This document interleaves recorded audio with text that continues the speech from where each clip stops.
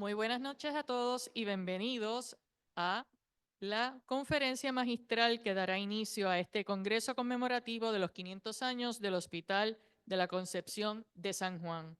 Deseamos, como siempre, reconocer la presencia de las personas que nos acompañan en la noche de hoy y saludamos al señor don Josep María Bosch Besa, cónsul de España en Puerto Rico, al Monseñor Tomás González González, obispo auxiliar que nos acompañó en las vísperas, y también reconocemos la presencia en las vísperas del licenciado Gilberto Marzuach Torros, presidente de la Universidad del Sagrado Corazón, que muy gentilmente nos brindó este espacio para celebrar esta actividad en la noche de hoy y mañana.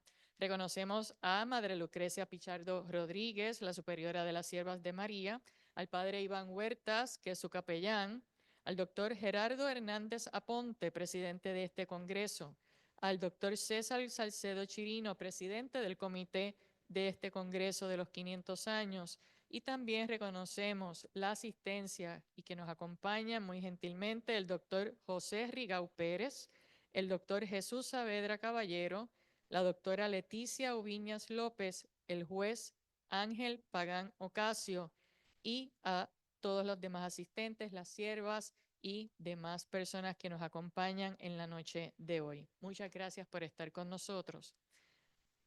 En el 1524, Pedro de Herrera, vecino de la ciudad, legó sus bienes para la fundación del Hospital y Ermita de la Pura y Limpia Concepción, advocación mariana asociada con la salud espiritual y corporal.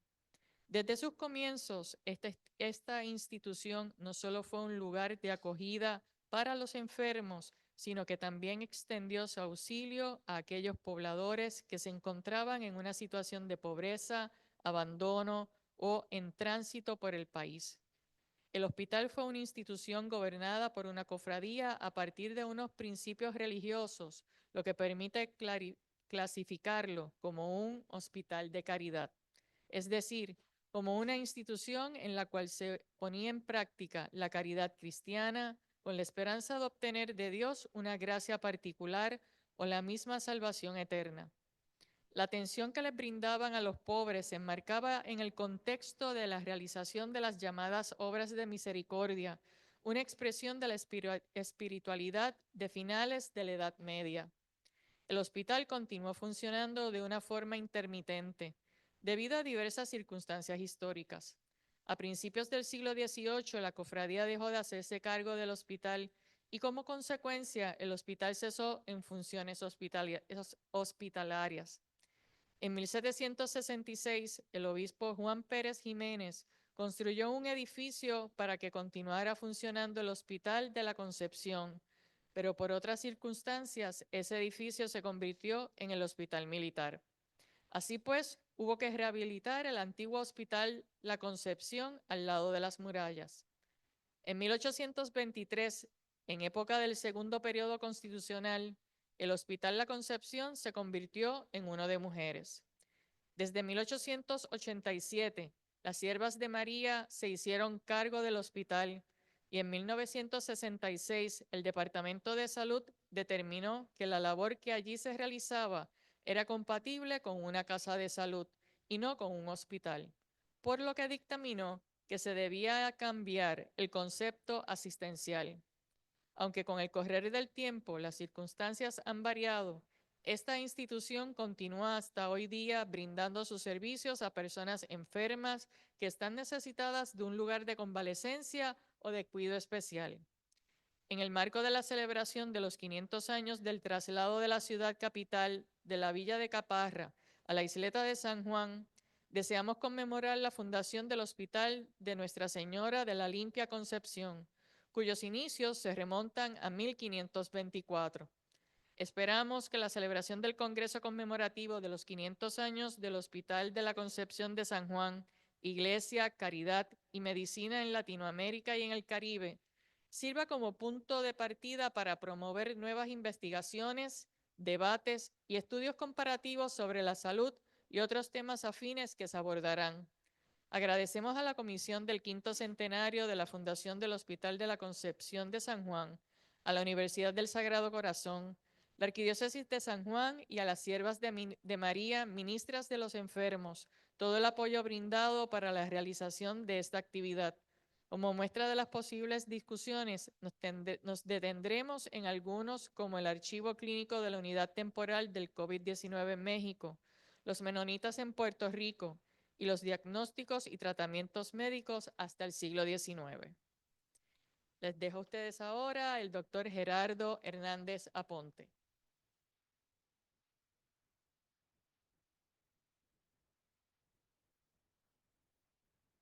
Buenas noches. El doctor César Augusto Salcedo Chirinos es catedrático auxiliar en el Departamento de Historia de la Universidad de Puerto Rico, recinto de Río Piedras. Posee 2 licenciaturas, una en Filosofía de la Pontificia Universidad Católica Madre y Maestra de Santo Domingo, República Dominicana, y otra en Teología de la Universidad Católica Santa Rosa de Caracas, Venezuela. Cuenta además con una maestría en filosofía y un doctorado en historia, ambos de la Universidad de Puerto Rico, recinto de Río Piedras. Con más de una década de experiencia docente, ha impartido cursos y seminarios en diferentes universidades del país y ha presentado más de un centenar de ponencias en congresos, simposios y conversatorios, tanto a nivel nacional como internacional. Sus temas de investigación están relacionados con la salud, la enfermedad y la práctica médica, así como las transgresiones y la vida cotidiana del clero de Puerto Rico. Ha publicado 4 libros, uno de ellos relacionado con los orígenes de la regulación del ejercicio de la medicina. También ha publicado capítulos en 8 libros y una veintena de artículos en diferentes revistas académicas, tanto nacionales como internacionales. Entre sus reconocimientos se cuenta una mención de honor en el Premio Blanca Silvestrini en el 2024 y el segundo lugar del Premio del Instituto de Literatura Puertorriqueña en la categoría de Investigación y Crítica en el 2017. Es investigador asociado del Instituto de Historia de las Ciencias de la Salud del Recinto de Ciencias Médicas de la Universidad de Puerto Rico, Recinto de Ciencias Médicas. Este hermano venezolano, que en el mes de abril cumple 25 años de vivir en Puerto Rico, isla que ha convertido en su patria, dice de sí mismo que es un borizuelano. Desde aquí colabora con organizaciones sin fines de lucro venezolanas que ayudan a mujeres embarazadas, enfermos de cáncer y envejecientes. El doctor Salcedo Chirinos fue quien tuvo la idea de celebrar los 500 años y realizar este congreso académico. Con ustedes el doctor Salcedo Chirinos, quien les presentará la conferencia magistral titulada La caridad como elemento definidor del Hospital de la Concepción en el siglo XVII.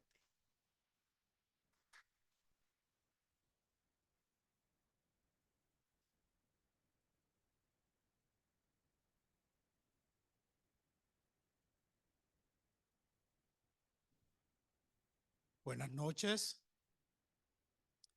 Pues me uno al saludo protocolar con el que comenzó esta actividad y especialmente quiero destacar la presencia de algunos de mis estudiantes de metodología en la Universidad de Puerto Rico.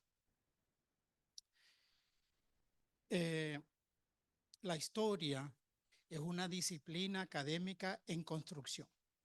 La historia continuamente está haciéndose y se hace a partir de nuevos documentos, de nuevas preguntas o de nuevas circunstancias como esta, que nos preguntamos 500 años, ¿qué se ha hecho en tantos años?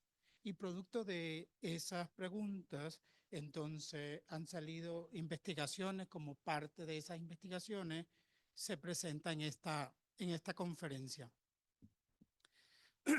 La caridad como elemento definidor del Hospital de la Concepción de San Juan en el siglo XVII.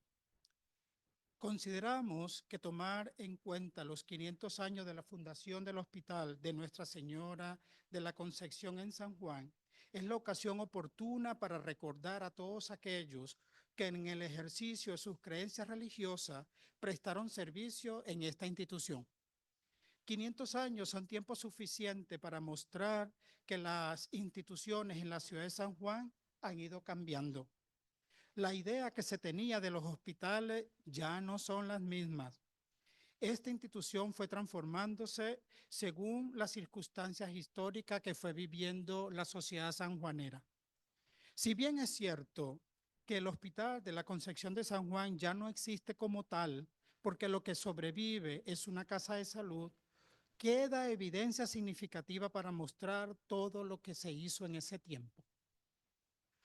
Cuando hoy día hablamos de hospital, nos referimos a una institución destinada al cuidado y tratamiento de personas enfermas o heridas, pero no siempre fue así. El término hospital proviene del latín hospitalis, que significa lugar de acogida o relacionado con los huéspedes.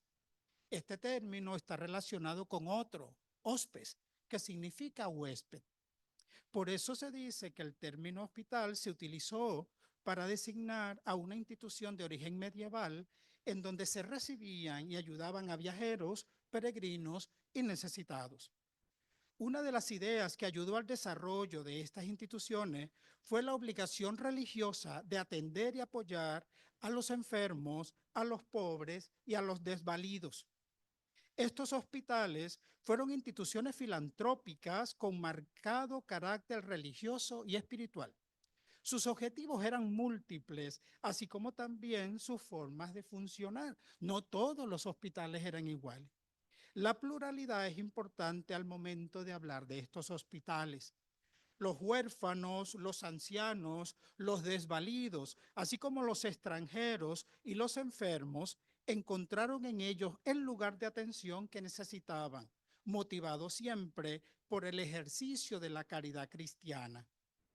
La atención espiritual, la oración y los servicios religiosos para los moribundos constituían un elemento central en estas instituciones. Los cambios en la naturaleza particular de estos hospitales ocurrieron en el siglo XVIII, cuando el desarrollo de la ciencia los medicalizó, es decir, los puso al cuidado solo de los enfermos bajo la vigilancia de los médicos.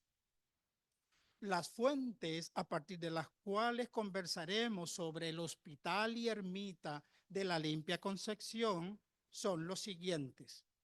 La descripción eclesiástica de Diego de Salamanca y la descripción geográfica atribuida a Juan Melgarejo, ambos documentos de 1582.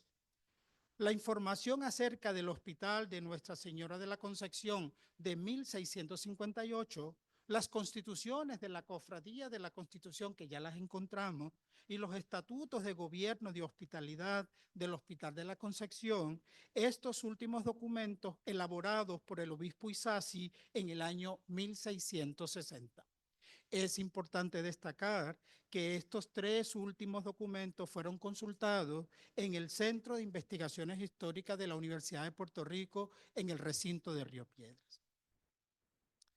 El hospital al que nos estamos refiriendo fue fundado en 1524 después del traslado de la ciudad de la Villa de Caparra a la isleta de San Juan. Ese proceso de urbanización se concibió según el imaginario social de los colonizadores, el que se caracterizaba por la presencia de unos elementos que podemos considerar de origen medieval. En la España del momento, los hospitales no eran centros de cuidados médicos, sino que cumplían una función sociosanitaria relacionada con la acogida a los pobres y necesitados en general. Entre esas funciones se contaban el asilo y el hospedaje. En esos hospitales, además de curar, se mantenía, vestía y hospedaba a los pobres. Además del Hospital de la Concepción y su ermita, en la ciudad de San Juan también se fundó el Hospital de San Ildefonso, el cual no logró mantenerse mucho tiempo en funcionamiento. En la época de Diego de Salamanca, en el año 1582, las rentas de ese antiguo hospital se utilizaban para la construcción de la catedral y para algunas clases de gramática.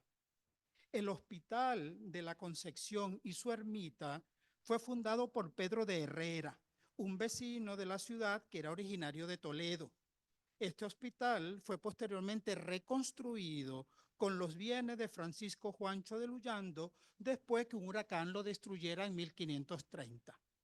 Esta es la razón por la cual ambos aparecen como fundadores del referido hospital. Solo que la documentación anterior al ataque holandés de 1625, en el cual se quemó toda la documentación, se refieren como fundador a Pedro de Herrera, y la documentación posterior al ataque indica que su fundador fue Francisco Juancho de Luyando. Esta explicación sobre los fundadores del hospital la encontramos en Salvador Brau, quien, sin mostrar evidencia documental, entendió que Herrera había fundado el hospital en 1524 y que Luyando posteriormente puso todos sus bienes para reconstruir la obra después de aquel huracán. El problema con esta explicación está en que el nombre de Herrera no era conocido en el siglo XVII, situación que fue explicada por Enrique Blanco, quien argumentó que la acción de Luyando había eclipsado la obra de Herrera y que por eso solo se le recordaba a él como fundador. Es importante destacar que la advocación escogida para nombrar al hospital también puede ser comprendida en el ámbito del mismo imaginario social que analizo. La devoción a la limpia concepción de María existía en España desde el siglo XIV.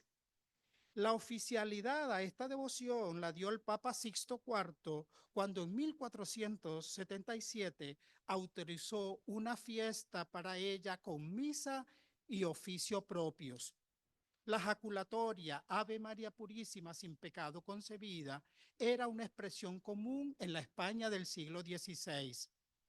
Podría suponerse que escogieron esta advocación porque tenía una explicación teológica relacionada con la salud y con la enfermedad.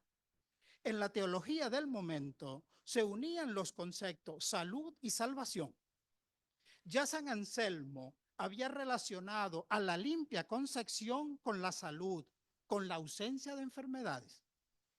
Como se afirmaba que María había sido concebida sin pecado original, que era, según la teología, lo que llevaba a la enfermedad y a la muerte, entonces ella podía representar a la salud porque no tenía pecado. En esta explicación se equiparaban los conceptos salud con limpieza y enfermedad con mancha. Si María no tenía pecado, no tenía mancha, entonces podía ser un emblema contra la enfermedad. Esta mujer limpia de mancha representaba a la salud porque en función de su relación con Jesucristo había sido preservada del pecado, de la mancha, de la enfermedad, de la muerte.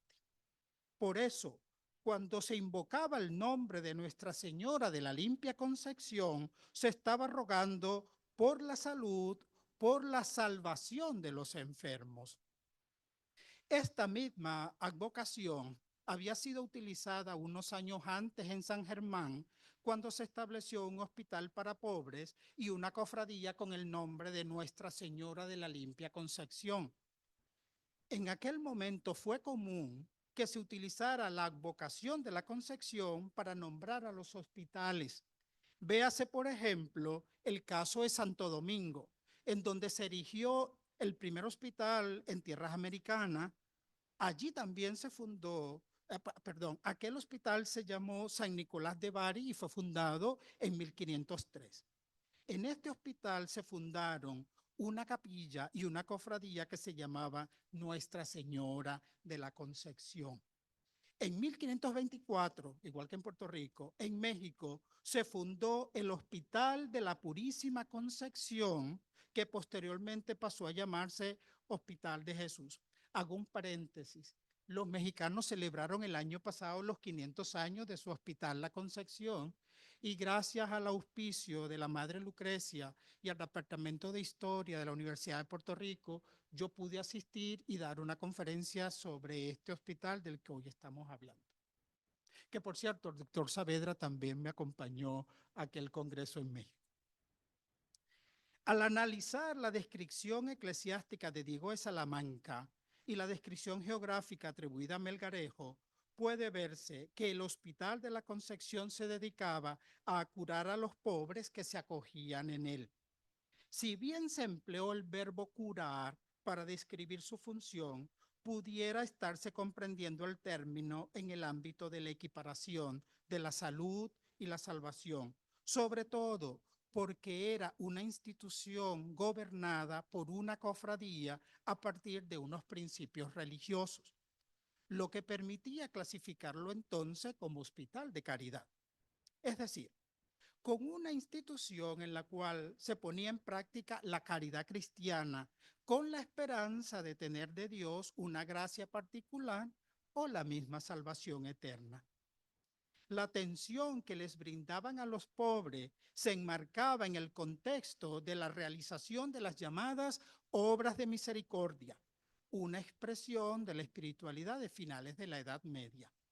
Esos hospitales se apoyaban en la teología de las obras, en las que se atendían a los pobres o necesitados, tomando en cuenta tanto las cuestiones espirituales como corporales.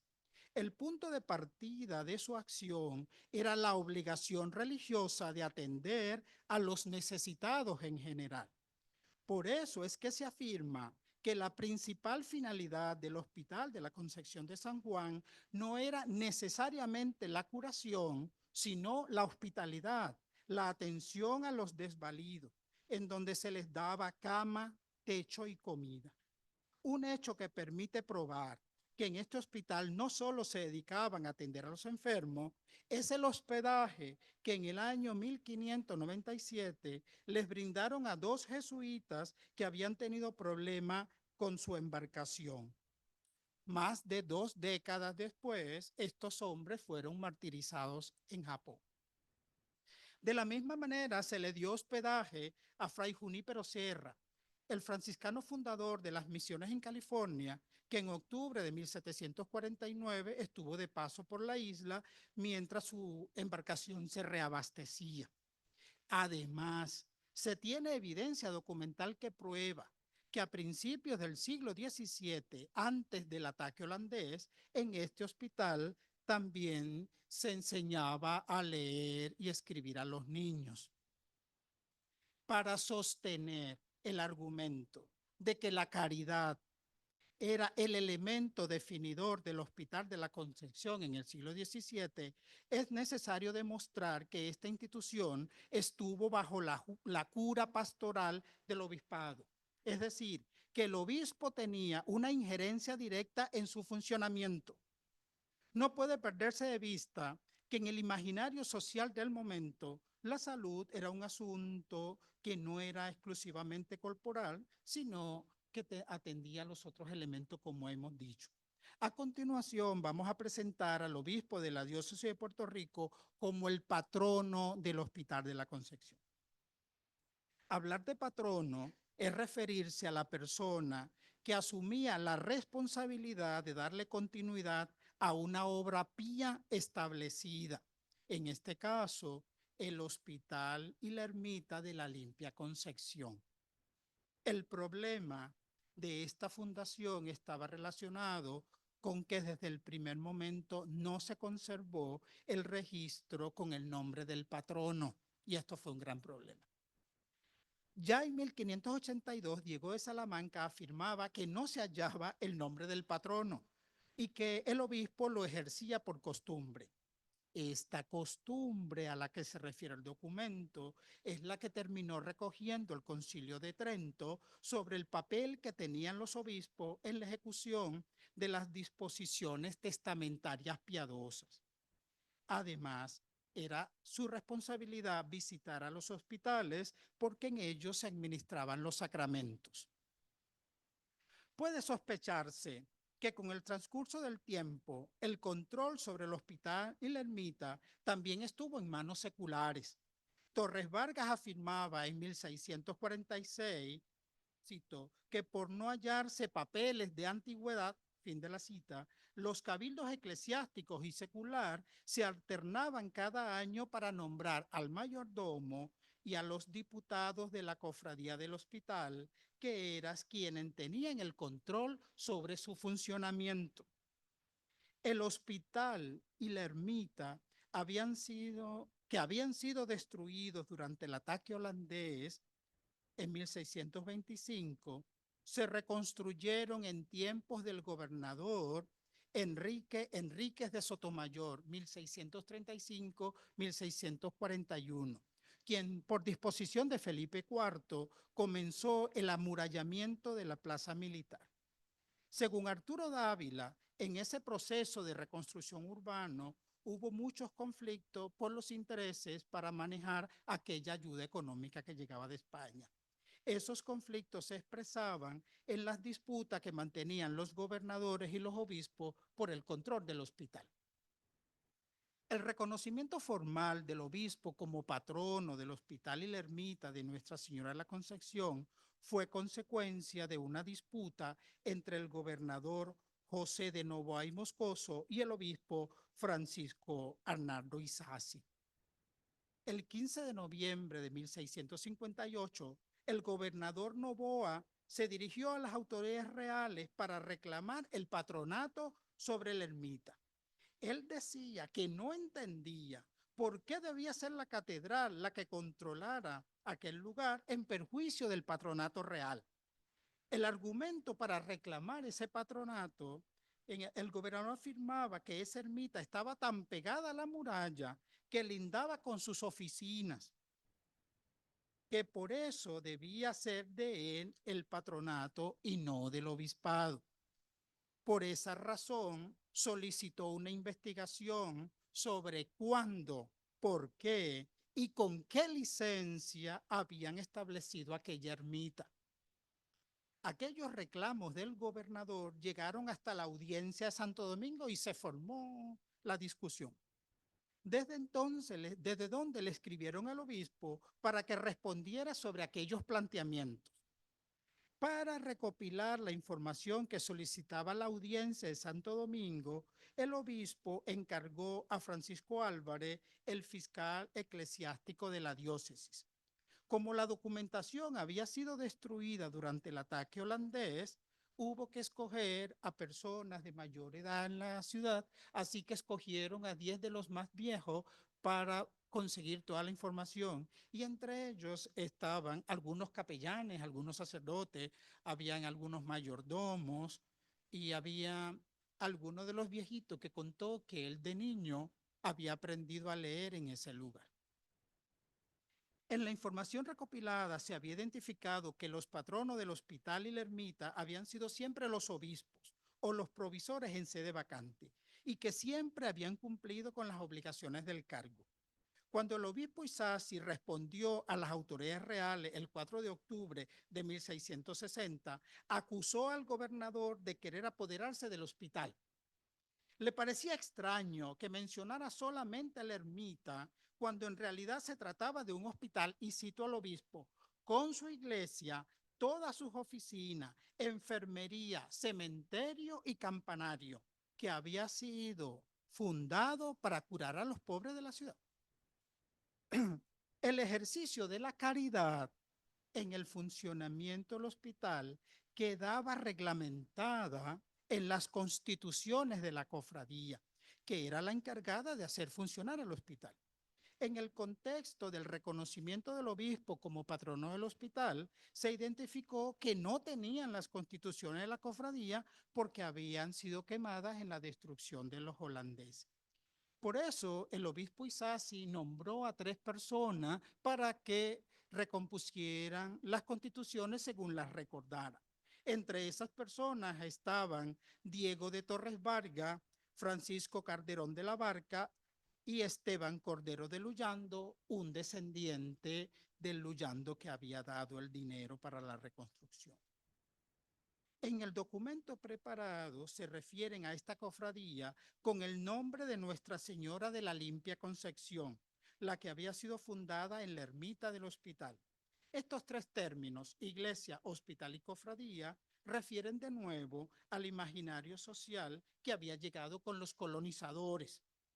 Hablar de cofradía es referirse a las asociaciones de origen medieval que se reunían con motivos piadosos, benéficos, profesionales, sociales o de cualquier otro tipo, siempre bajo un santo o patrono protector, sin perder nunca de vista que debía contarse con la aprobación de las autoridades. Estas cofradías eran expresión de la religiosidad medieval europea, caracterizada fundamentalmente por la vivencia de la piedad devocional. Aquella religiosidad cristiana insistía en la conciencia del pecado y en las acciones que podían llevar a conseguir algún favor de Dios. Es importante destacar que aunque se exigía la autorización de las autoridades, no siempre se tenía. Así que la de San Juan tampoco tuvo la autorización. Por cierto, esa autorización se dio en el año 1787, cuando ya la cofradía había desaparecido. En el año 1646, en San Juan había 12 cofradías, 7 en la catedral, 3 en el convento de Santo Domingo, 1 en el convento de San Juan y 1 en el Hospital de la Concepción, la que lleva el nombre de Nuestra Señora de la Limpia Concepción. Según Torres Vargas, todas estas cofradías eran pobres, pero la de la Concepción se distinguía entre todas las otras, sobre todo porque muchas personas cuando morían dejaban parte de su herencia para que el hospital continuara funcionando. Podemos destacar que mientras las otras cofradías se dedicaban a celebraciones litúrgicas como misas, procesiones o fiestas religiosas, la de la Concepción, además de esas actividades, se centraba en el ejercicio de la caridad en el hospital. Es decir, era la encargada de atender las necesidades de los pobres que se acogían en ese hospital. Esta práctica religiosa refiere de nuevo al imaginario social que se ha venido mencionando en esta presentación. En aquella religiosidad era importante hacer obras para acceder a la salvación, especialmente después del Concilio de Trento, que defendió la fe y las obras como proyectos teológicos, en disputa contra los reformadores protestantes que defendían solamente la fe. Esta cofradía de la Concepción puede clasificarse como una asociación de tipo piadoso y benéfico al mismo tiempo. Piadoso porque incluía actividades litúrgicas como la misa a la Virgen de la Concepción y al alma de los fundadores. Y benéfico porque estaba encaminada a la práctica de la caridad, especialmente al albergar a los viajeros, ayudar a los menesterosos y curar a los enfermos. Las acciones de los cofrades se comprendían desde la religiosidad que se apoyaba en la práctica de las obras de misericordia. Según esta religiosidad, la caridad era la base de la práctica cristiana. Por decirlo de otra manera, era una forma de entender el Evangelio de Mateo 25, 35, 36. Dar de comer al hambriento, bebida al sediento, vestir al desnudo, visitar al enfermo, redimir al cautivo, dar posada al peregrino y sepultar a los muertos. Si bien es cierto que no se ha identificado documentación que describa las actividades específicas de los cofrades, se sabe que el funcionamiento del hospital estaba en manos de unas criadas que vivían allí, además de otras mujeres piadosas de la cofradía que acudían para poner en práctica su devoción. El análisis de esas constituciones, como sostiene Ángel López Canto, permite adentrarse en el imaginario social de aquella sociedad colonial. La finalidad de esta cofradía era amar a Dios y al prójimo. A Dios en la veneración de su madre, bajo la advocación de la Concepción, y al prójimo en el ejercicio de la caridad, cuidando a los enfermos del cuerpo y del alma en el hospital. Se especificaba que se auxiliaría a todos los enfermos, menos a los que padecían enfermedades contagiosas, que para ellos había otros lugares. Los enfermos del Hospital de la Concepción debían recibir el consuelo del capellán a través de los sacramentos, confesión, viático y extrema unción, como se llamaban en su momento, y además de la asistencia al momento de la muerte. Los muertos debían ser enterrados tomando en cuenta su voluntad y las subvenciones del curato de la catedral. Recordemos que todavía no existían cementerios y se enterraban en la catedral o el hospital tenía su propio cementerio. Con relación a la Virgen María, se recomendaba tener una imagen de bulto de talla entera. Debían celebrarle 2 fiestas al año, la de la Concepción y la de la Asunción. En la fiesta de la Concepción, los cofrades debían reunirse para elegir al mayordomo, a los 2 diputados y al escribano. Estos nombramientos debían ser aprobados por el obispo. El mayordomo era el administrador del hospital y los diputados debían revisar las cuentas que posteriormente aprobaba el obispo.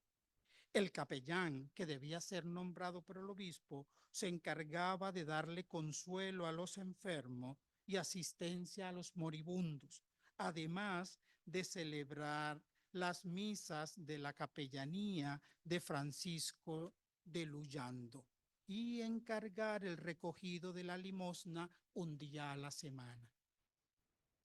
En estas constituciones se reconocía la autoridad del obispo de una manera particular. Se establecía que si surgía alguna duda sobre algún problema en el funcionamiento de la cofradía, el obispo debía intervenir. Se recomendaba también la creación de un archivo con 2 llaves, una para el mayordomo y otra para el escribano. En este archivo debía conservarse el libro de las constituciones, el libro de cuentas y de escritura, el libro de bienes y hacienda, en donde debía estar la referencia a los muebles, tributos, deudas y esclavos propiedad del hospital. El libro de cofrades, que debía incluir una lista de los mayordomos y los diputados y un libro de razón de cuenta por si se perdían las cuentas originales. Toda esta documentación la hemos perdido, no la hemos identificado. En el caso de nuevas obras, ya fueran compras o ventas de bienes raíces, imposición o remisión de tributos, o de compra o de ventas de esclavos, el mayordomo debía proceder de acuerdo con los diputados y contar con la aprobación del obispo.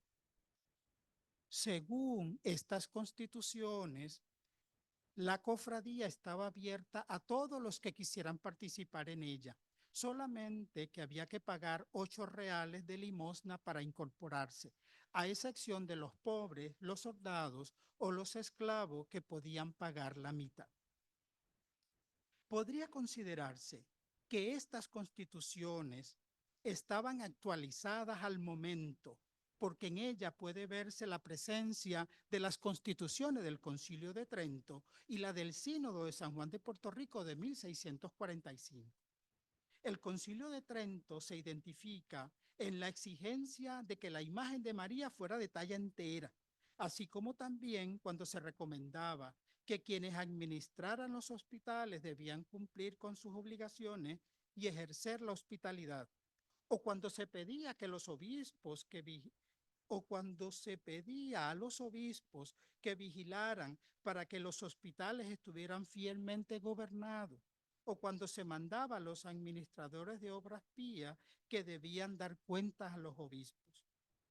La reglamentación sobre el tiempo de gobierno de los mayordomos de la cofradía, o que establecieran archivos en las ermitas, o que las cofradías no gastaran las limosnas en fiestas profanas, toda esta información la obtuvieron del Sínodo de Puerto Rico de 1645. Estos planteamientos tridentinos y sinodales son importantes porque permiten ubicar al Hospital de la Concepción en la perspectiva de la misión universal de la Iglesia en su momento. Trento, en su disputa contra la Reforma Protestante, había apostado por la vía sacramental como plan de salvación, y este hospital encarnó esos ideales al concebirse como un lugar en el cual se administraban los sacramentos a los más necesitados en los momentos finales de sus vidas. Es importante destacar, como se ha venido argumentando en esta presentación, que el Hospital de la Concepción no fue un hospital en el sentido moderno del término, es decir, no fue una institución manejada desde la perspectiva de la ciencia médica, sino desde el ejercicio de la caridad.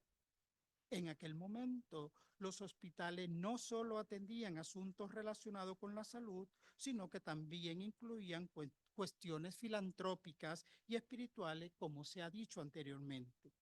La clave fundamental para diferenciarlos de los hospitales modernos es que operaban desde la práctica de las obras de misericordia, hospedando, asilando o recogiendo a los necesitados, no necesariamente de la perspectiva médico-quirúrgica. Al revisar los llamados estatutos de gobierno de hospitalidad, y esto es lo último que hemos encontrado, elaborados en el año 1660 por el obispo Isasi, se identifica que el punto de partida del funcionamiento del hospital son las indicaciones del Sínodo de Puerto Rico de 1645 sobre los hospitales. Según este sínodo, un hospital era un lugar de acogida y albergue para los pobres, en el cual los acogidos debían participar de los sacramentos y prepararse para la buena muerte. Los médicos, cuando visitaban a los enfermos, estaban obligados a recomendarle el sacramento de la confesión. En estos estatutos de hospitalidad se establecían 16 puntos, entre los cuales se ordenaban algunos, como separar a los hombres y a las mujeres en distintos cuartos, de tal manera que si no había espacio para esta separación, era preferible atender solo hombres, y esto pasó. Era un lugar muy pequeño en donde solo cabían unas 8 o 10 camas, así que no se atendieron mujeres. Las mujeres van a terminar siendo atendidas en este hospital en el año 1823, cuando se convirtió en el Hospital de Mujeres, porque el Hospital Militar de San Juan tenía prohibido recibir a mujeres y el mujerero en San Juan que estaba enfermo no había, así que convirtieron el hospital en un hospital de mujeres. En esta lista también estaba, ¿verdad?, establecer un cuarto separado para los casos de bubas y heridas, tener una celda para los enfermos nobles, vigilar para que el número de camas estuviera en relación con los fondos disponibles del hospital, tener un libro de cuentas y recibo para evidenciar los gastos y otro libro de registro de los enfermos en donde estuvieran los datos personales y la lista de sus bienes, exigir como requisito de entrada la confesión de los pecados, celebrar misas mientras hubiese enfermos en el hospital, pagar el entierro con los bienes del difunto y si era pobre que se enterrara de balde, que los diputados informaran a los enfermos o necesitados de la ciudad sobre la disponibilidad de camas en el hospital, que los diputados y el mayordomo visitaran frecuentemente al hospital para procurar su mejor funcionamiento y tener un médico y un barbero asalariados para que visitaran a los enfermos, así como también una botica equipada, muchas aves y lo indispensable para alimentar a los enfermos. Recuérdese que los barberos cumplían una función importante en relación con la cirugía en aquel siglo. Esta ausencia del médico en el manejo del Hospital de la Concepción en pleno siglo XVII es lo que hace suponer que conservó un carácter premedicalizado. Vamos a explicar esto. Dos autoras, Barciela y Fontana, sostienen que los elementos que se identifican en el proceso de reforma de los hospitales son la incipiente medicalización y la creación de hospitales generales. Con la incipiente medicalización se refieren al aumento de la participación de los médicos en la atención que se dispensaba a los enfermos, y con hospitales generales se refieren a la reunión de los pequeños hospitales en uno de mayor envergadura en la ciudad. Ninguna de estas condiciones se cumplen porque la cofradía era la que se encargaba de atender y el médico asistía cuando lo invitaban, y San Juan no tuvo otros pequeños hospitales. Por eso es que es importante destacar lo del obispo Jiménez Pérez en el siglo XVIII, que como era un lugar tan pequeño, él construyó en la calle San Sebastián un hospital.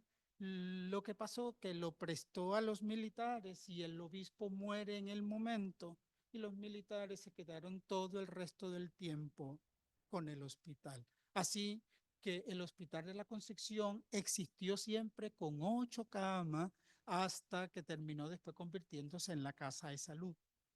Como puede verse, la mayor parte de la reglamentación de este hospital giró en torno a la práctica sacramental, especialmente a la confesión, al viático y a la extrema unción, ¿verdad? Viáticos llamaban ¿verdad? A la última comunión al momento de la muerte, y la extrema unción que llamamos el sacramento, ¿verdad? A los enfermos, pero que se la administraba también al momento de morir. Más que un enfermo, el acogido en este hospital se recibía como un pecador. Es más, el capellán intervenía en mayor cantidad de actividades que el médico o el barbero. El trabajo de estos últimos era solamente visitar a los enfermos sin tener ningún control sobre el funcionamiento del hospital. La práctica sacramental era el motor de este hospital, desde la llegada de los enfermos hasta su salida o sepultura. El arrepentimiento de los pecados era el punto de partida para prepararse para la buena muerte. Todos estos aspectos referentes a la vida cotidiana y al imaginario social del momento pueden explicarse con las ideas de López Canto sobre la buena muerte en Puerto Rico. Según este autor, en una sociedad como aquella, en donde los rudimentos de la fe eran muy pobres y la existencia estaba marcada por la relajación, era importante arrepentirse de las faltas cometidas para no ir al infierno. Estas ideas permiten explicar la existencia de las cofradías y los legados de bienes para mantenerlos, así como la práctica de las obras de misericordia. Todo el mundo lo que estaba haciendo era intentando llegar al cielo. Todos buscaban una manera de llegar al cielo y el hospital era el punto de partida.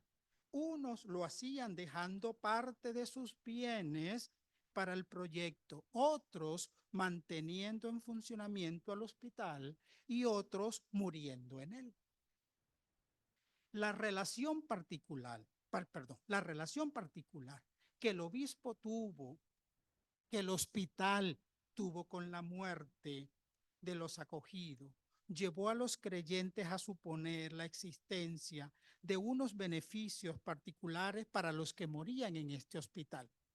Torres Vargas comentó sobre una creencia que existió en su época, que quienes morían en el Hospital de la Concepción obtenían una indulgencia para ir al cielo. Esta creencia llegó a ser tan significativa que este autor comenta que algunas personas de las principales de la ciudad de San Juan se hacían llevar al hospital para morir en él y así llegar al cielo. El concepto de indulgencia relaciona de nuevo al Hospital de la Concepción con los planteamientos de la teología de la época. Hay evidencia documental que prueba que a algunos hospitales europeos se les había otorgado ese beneficio, pero no hay prueba que demuestre que el Hospital de la Concepción lo tuvo.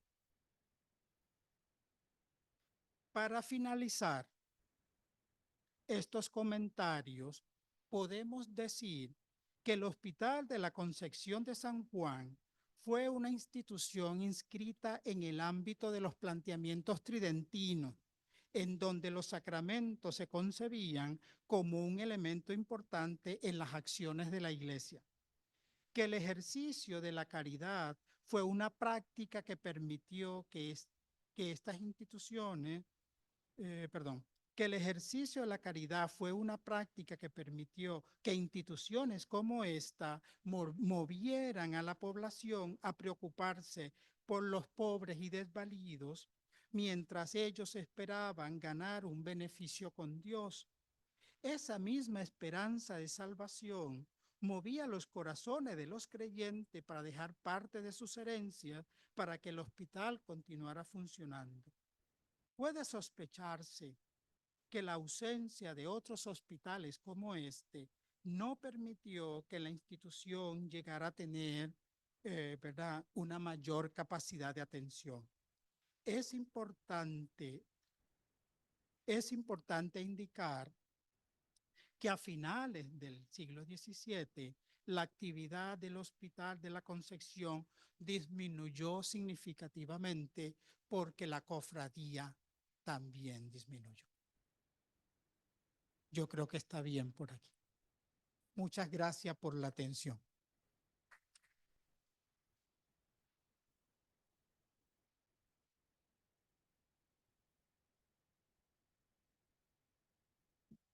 Muchas gracias, doctor Salcedo.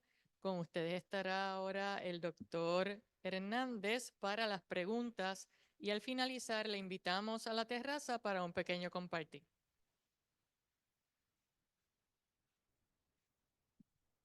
Conversación. Es importante este espacio de conversación porque ordinariamente el mundo académico nos pasamos haciendo investigaciones y como que se quedan por allá y como que no se habla tanto, así que podríamos aprovechar este espacio, ¿verdad? Para conversar y sobre todo para motivar a mis estudiantes a que sigan investigando temas de salud. No sé si alguien tenga alguna pregunta que hacerle.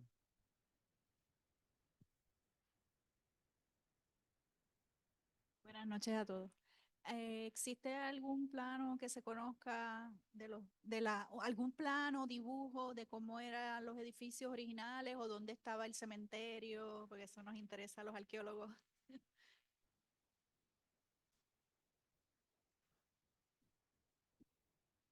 Ah, esto funciona. Ok. Ok. Bueno, ustedes saben que hay toda una discusión, ¿verdad? Porque dicen que el Hospital de la Concepción es el grande y el Hospital de la Concepción es pequeño. Esa disputa es solo historiográfica, porque la documentación nunca se distingue, porque el hospital de arriba nunca fue Hospital de la Concepción, porque fue un hospital militar.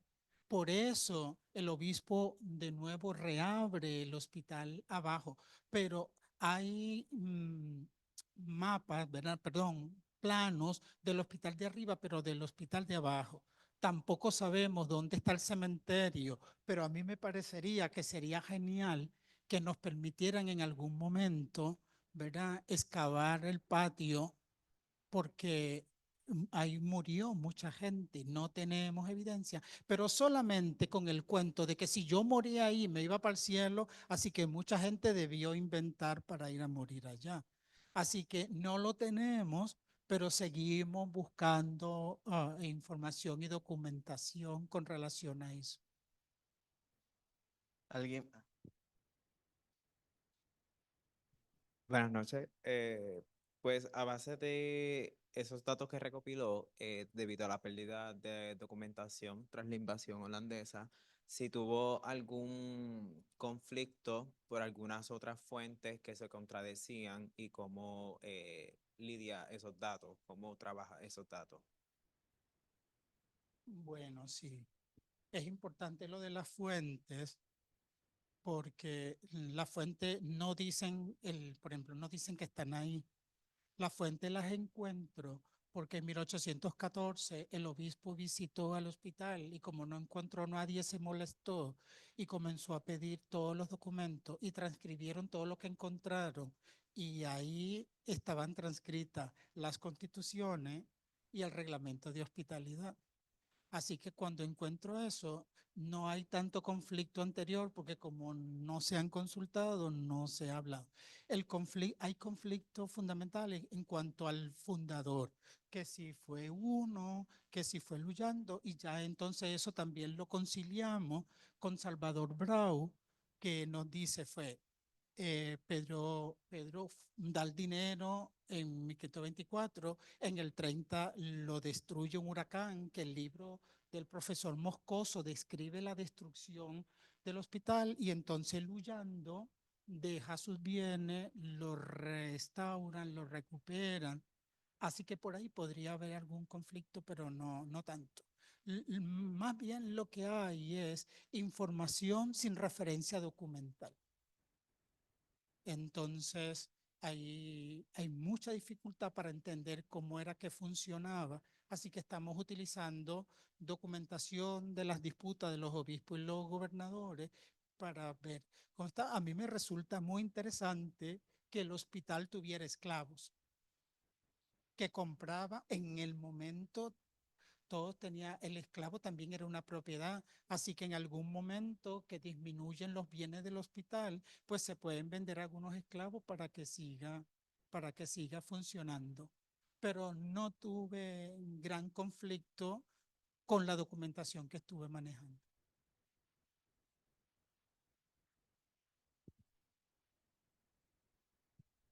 Profesor, le iba a preguntar cuál fue el recurso principal que usó en cuanto a, ¿cómo le explico? ¿Qué institución principalmente pudo usar para poder conseguir esta información y en qué se pudo fundamentar como base? Sé que hay recursos secundarios, pero ¿cuál fue su principal?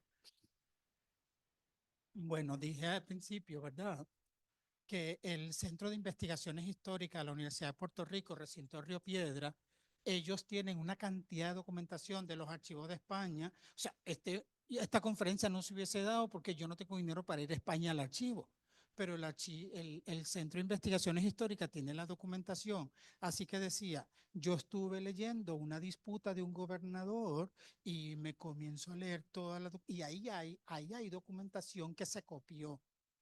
Posiblemente en España tengan, ¿verdad?, la documentación particular, pero yo la encuentro en un documento que podríamos decir secundario. Lo que pasaba era que en el primer momento constitucional, eh, el gobierno quería que todos los hospitales y toda la cuestión de atención al público dejara de ser de la iglesia y pasara a ser del Estado. El obispo Arismendi se peleó con el gobernador del momento y dijo, ese hospital funciona solamente con dinero que deja a la gente que se muere, así que no me lo van a quitar. Pero cuando muere el obispo, el gobernador quería aprovechar la oportunidad.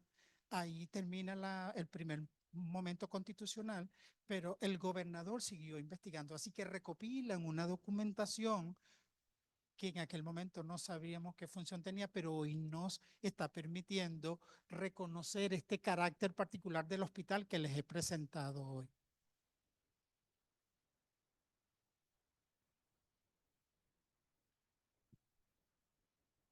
Yo quería saber si hubo algún tema relacionado con el hospital que usted trató de identificar en el archivo y no pudo, o como que no encontró nada. Pues sí, yo quiero, yo quiero saber, es lo que llamamos la cotidianidad hospitalaria, ¿verdad? ¿Quién atendía? ¿Qué hacía? ¿Qué? Por ejemplo, hemos encontrado, las hermanas nos han permitido ver la documentación que se conservó el siglo XIX y uno puede ver todo lo que compra el hospital. El hospital compra ollas. Veo, por ejemplo, el hospital compraba una cantidad importante de licor y no era para emborracharse, es que el alcohol tenía funciones médicas importantes. Entonces puedo ver la cantidad de tela que compraban y entonces nos damos cuenta que aquí en el hospital le daban la ropa al hospital. Además, cuando se va un enfermo, se deshacían del colchón que hacían con la misma tela y que metían paja, cosas dentro. Así que yo estoy vuelto loco por encontrar documentación que me permita ver, ¿verdad?, el funcionamiento interno. Sobre todo la cuestión de la atención a los enfermos. ¿Qué se hacía? Por ejemplo, el doctor Rigau está preparando algunas cosas para el Congreso, para la presentación de mañana, y entonces estamos hablando desde afuera porque nos falta documentación sobre eso. Así que yo desearía un financiamiento para un viajecito a España Así que, así que podríamos encontrar documentación sobre eso que no encuentro, que yo quiero encontrar.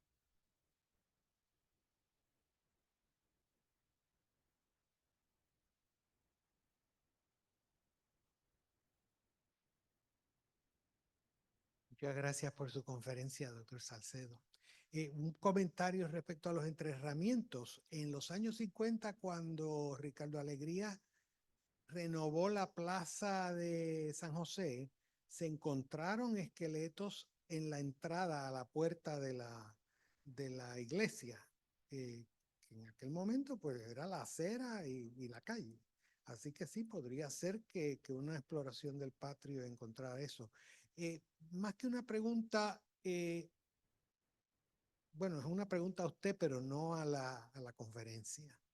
A mí se me hace difícil imaginar cómo una ciudad que tendría, vamos a decir, 2.500 personas, algo así, o más según iban, podía funcionar con un hospital, que no es los hospitales de ahora, pero de todas formas, solo 8 camas, eh, que, que, que hubiera tan, o había tan poca necesidad de tener personas asiladas, o, que es lo que me imagino, también había una enorme cantidad de otras personas, que había otras alternativas, otros sitios que no se llamaran hospitales. ¿Usted ha encontrado algo de eso o alguna sugerencia de cómo podría haber sido fuera del hospital la situación? Yo lo estoy manejando con que en la época el ejercicio de la medicina era una actividad privada y los que tenían bienes preferían ser atendidos en sus casas. Así que los enfermos que pueden tener alguna forma de pagar el ejercicio del médico va a preferir estar en su casa. Entonces, ahí tendríamos a un grupo que tiene bienes. De todas maneras, nos queda un grueso porque los pobres siempre son más. Todavía no tengo documentación, ¿verdad? Las hipótesis están relacionadas con, había gente que vivía de pedir limosnas, así que algunos pedían limosna en la calle.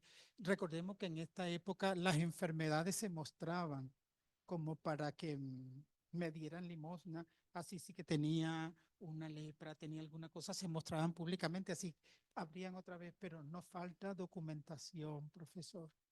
Por eso yo pienso que para continuar en estos proyectos necesitamos hacer como un proyecto, volver a España, ver qué se ha quedado por ahí, porque la quema de documentos en 1625 fue grave, pero mucha documentación, había copia que se mandaba a España. Así que el compañero me dijo que tiene documentación también que ha identificado en España. Así que se podría, no tenemos todavía toda la forma para explicar, pero nos queda fundamentalmente más la cuestión de los pobres, además de que San Juan tenía muy poco médico estando, porque como éramos pobres, los médicos cuando llegaban y veían que no había mucha posibilidad, se iban a otras Antillas. Entonces, por eso es que nosotros tenemos una proliferación de curanderos, y entonces posiblemente esa gente hacía una parte que no hemos encontrado documentación. Así que mi hipótesis va por la sustitución del profesional por algún local que sabía hacer algo.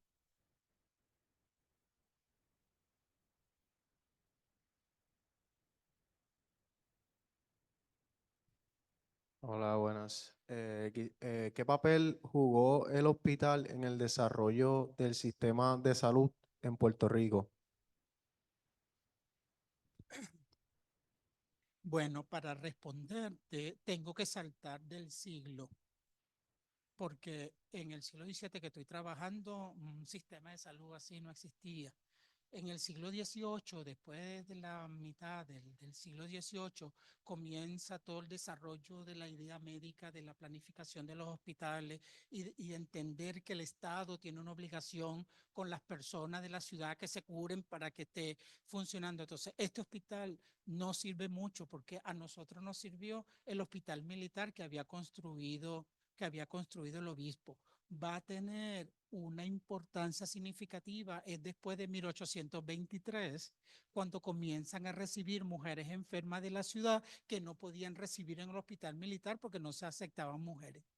Así que si queremos ver al hospital siendo partícipe de la dinámica de salud en la ciudad, tenemos que esperar al siglo XIX. Y en el siglo XIX no todo el tiempo, porque como el hospital funcionaba con dinero que legaba a la gente que moría, cuando se acababa el dinero, el hospital se quedaba solo un montón de tiempo.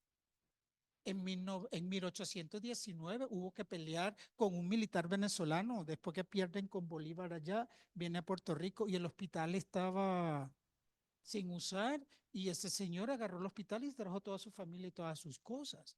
Y hubo que pelear con él para que lo abandonara. Pero si queremos ver al hospital en la dinámica, ¿verdad?, de pensar la salud en la ciudad, hay que esperar el siglo XIX. Sí.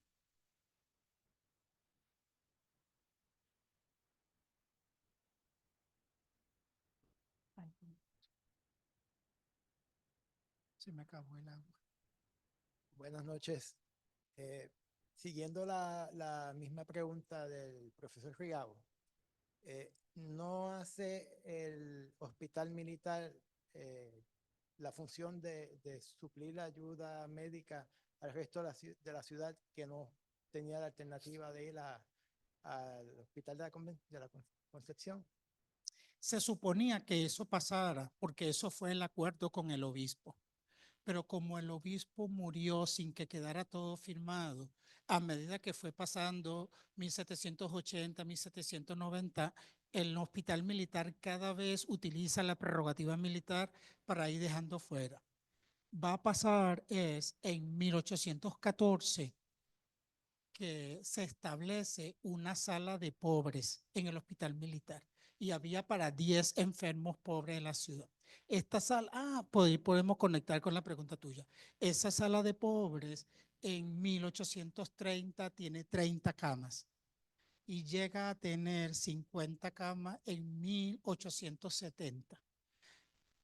Suplía una parte, pero es en el funcionamiento de práctica médica. Llegó a haber incluso una sala de sarna y la mayoría que estaba era gente de la ciudad que llevaban al hospital, pero está atendiendo hombres, no está atendiendo mujeres. Pero el hospital siempre se quedó en la función pequeña de incluir pobres. Nos hace falta una investigación sobre el funcionamiento médico hospitalario del hospital militar. Se ha quedado perdido por ahí. Hay 2 trabajos que o sea, no dan mucho porque se quedan en lo anterior, pero si pudiéramos hacer eso. En el archivo yo he visto las estadísticas que dan los médicos, la cantidad de pobres que se está atendiendo en el hospital militar, pero no hubo un espacio generalizado para todo. Y atendía el hospital militar, pero el dinero lo pagaba el municipio de San Juan. Pasaban un informe mensual, cuántos enfermos se atendieron al hospital militar, y el municipio de San Juan tenía que pagar. A pesar de que se reclamó siempre que había sido el dinero de la ciudad el que hizo el hospital, los militares nunca. Hay documentación, 1874, suficiente para discutir eso, pero nunca se regresó. Así que atendieron gente de la ciudad, pero no se atendió en el aspecto militar, sino que lo terminó pagando el ayuntamiento de la ciudad.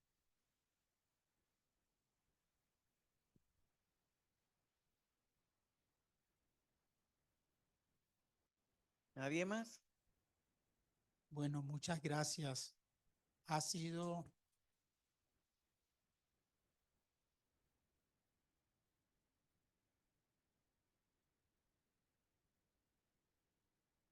un placer para mí compartir estas investigaciones que al principio parecía que era como algo loco, porque lo que estaba interpretando como que no me cuadraba con las cosas, así que me tuve que poner a leer cómo funcionaban los hospitales de España en los 1500, y entonces ahí es donde identifico todas estas señales que tiene la documentación. Y pues muchas gracias por las preguntas y muchas gracias por estar aquí.